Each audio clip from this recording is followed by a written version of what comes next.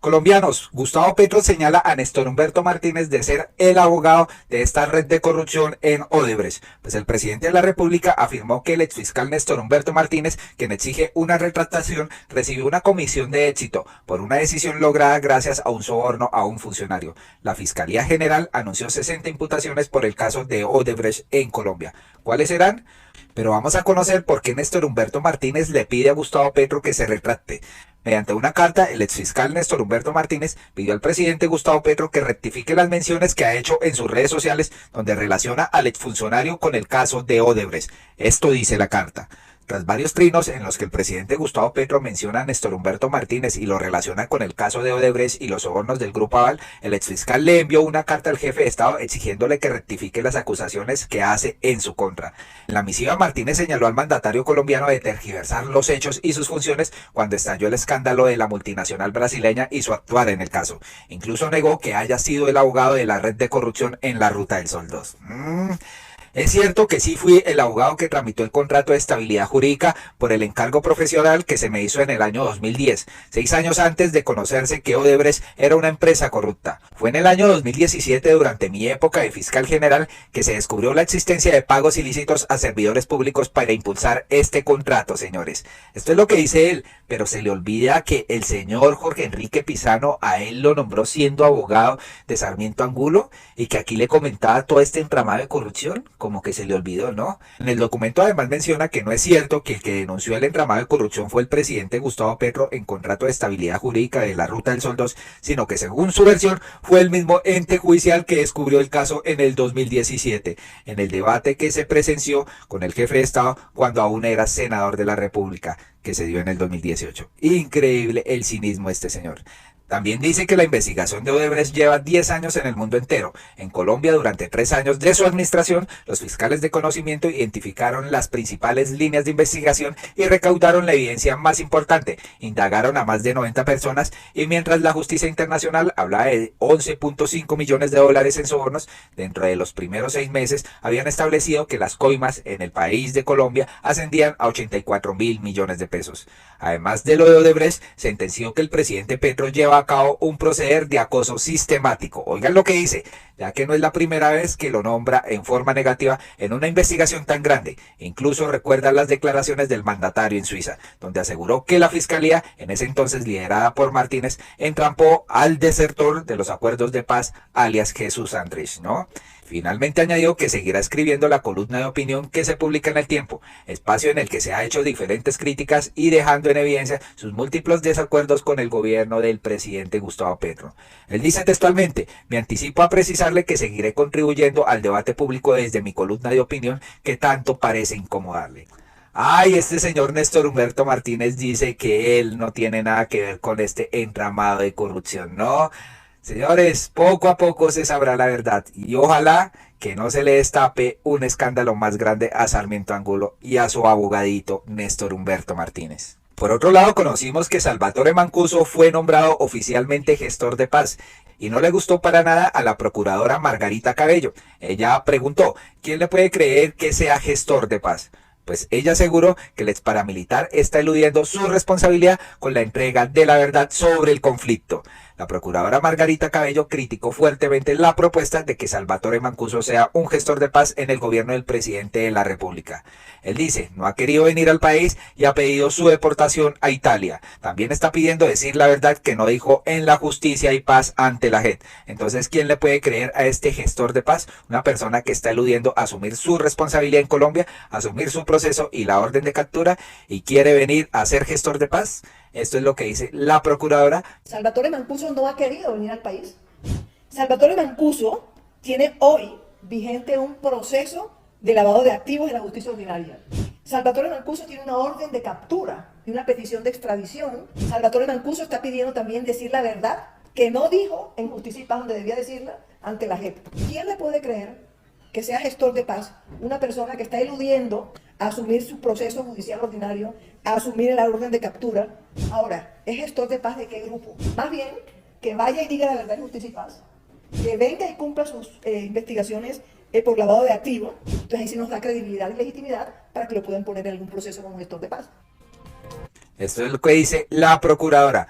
Y frente a estas palabras le respondió la congresista María José Pizarro: quienes instigan y se benefician y se enriquecen de la guerra y la corrupción, quienes usan sus cargos para mantener en la impunidad sus delitos y la de sus amigos, no seguirán eludiendo su responsabilidad. Mancuso tiene mucho que contar y esclarecer. La verdad seguirá emergiendo. Y también Salvatore Mancuso envió un comunicado donde pues le responde a la procuradora. Dice el comunicado: a la procuradora Margarita Cabello le dice lo siguiente: yo quería aprovechar la ocasión para decirle algo a la procuradora Margarita Cabello y a aquellas personas a las que este nombramiento como gestor de paz les genera tanto escozor. Yo no tengo rabo de paja. He venido participando en audiencias virtuales todos los días de mi vida durante 17 años, honrando mi palabra, contando las verdades y reconociendo las responsabilidades. Por otro lado, le pareció extraño que Cabello criticara su designación cuando la misma Procuraduría, según él, envió un concepto a la Jurisdicción Especial para la Paz JEP, en el cual piden que lo admitan como compareciente dado de su supuesta contribución a la justicia transicional. Al fiscal Barbosa también le dijeron lo siguiente: el presidente Gustavo Petro tiene unas facultades constitucionales relacionadas a la paz, y cuando se trata de desconocer esa investidura que la ley y la constitución le da, se desconoce la función de aquellos que se pronuncian en contra del nombramiento que ha hecho el señor presidente. Y pues finalmente remató: no se puede hacer la paz si no cabemos todos, y todos incluye a nosotros como autodefensas que fuimos. Todas esas voces que le están poniendo talanqueras a la agenda de paz del gobierno, lo que están haciendo es ponerle talanqueras a la Constitución, porque la paz es un mandato constitucional. El que entendió, entendió. Por otro lado, el presidente celebró la decisión del Consejo de Estado por el caso del exgobernador Abadía. Y es que Gustavo Petro se manifestó luego de este hecho, pues el exgobernador del Valle del Cauca, Juan Carlos Abadía, fue sancionado en el 2019 por la Procuradora debido a un contrato de prestación de servicios de salud. Horas después que el Consejo de Estado tumbara la destitución de 10 años contra el exgobernador del Valle, Juan Carlos Abadía, el presidente Gustavo Petro celebró esta decisión y señaló que desde su presidencia se respetarán todas las sentencias de la Corte Interamericana de Derechos Humanos. Este fue el trino que colocó el presidente. De nuevo, el Consejo de Estado tumba destitución de la Procuraduría a funcionario de elección popular.